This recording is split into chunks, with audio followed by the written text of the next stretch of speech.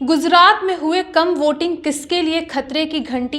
BJP, Congress या फिर आप?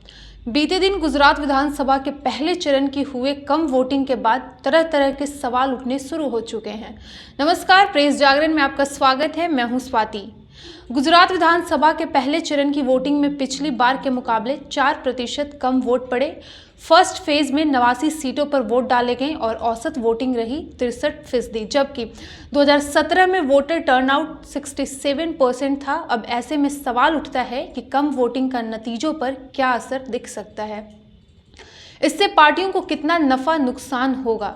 सत्ताधारी दल के लिए यह शुभ संकेत है या फिर चिंता बढ़ाने वाला? सियासी दलों के साथ साथ राजनीतिक विश्लेषक भी फिलहाल इन सवालों से जूझ रहे होंगे। क्या हाई या लो वोटर टर्नआउट का वाकई चुनाव नतीजों से कोई सीधा संबंध है? तो चलिए पिछले कुछ चुनाव को मद्देनजर रखते हुए समझने की कोशिश करते हैं। मतदान प्रतिशत के कम या ज्यादा होने का चुनाव नतीजों पर क्या असर पड़ता है, इसको लेकर दो लोकप्रिय धारणाएं प्रचलित है।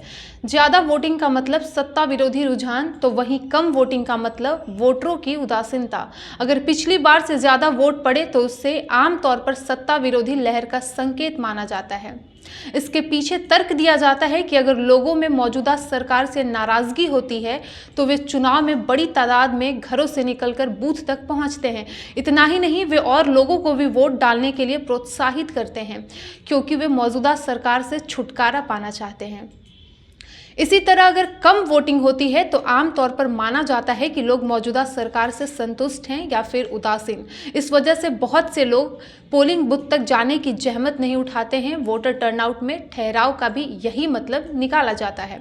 लेकिन सवाल अब ये उठता है कि क्या हाई या लो टर्नआउट का गणित इतना सीधा है? नतीजों से इनका किसी तरह का सीधा संबंध है भी या नहीं? बात इतनी सीधी भी नहीं है। ज्यादा वोटिंग कभी कभी प्रो इनकम्बेंसी की वजह से भी होती है। जब लोग सरकार के कामकाज से बहुत ज्यादा संतुष्ट होते हैं और चाहते हैं कि वही रिपीट हो, तब वो बड़ी तादाद में वोटिंग करते हैं। इस तरह वे सरकार के प्रति अपने समर्थन का इजहार करते हैं।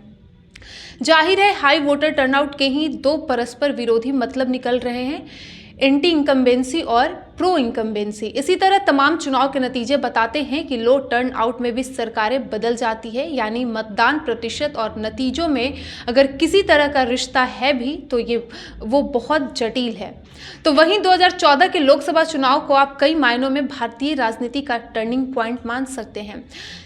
तकरीबन 30 साल बाद किसी एक पार्टी को स्पष्ट बहुमत मिला। इस चुनाव के बाद से सियासी परिदृश्य पर एक नई बीजेपी छा गई। उसके बाद एक राज्यों के चुनाव में भी बीजेपी का जलवा देखने को मिला। उस चुनाव के बाद बीजेपी का रुतबा आज़ादी के बाद के शुरुआती दशकों वाली कांग्रेस जैसा हो गया।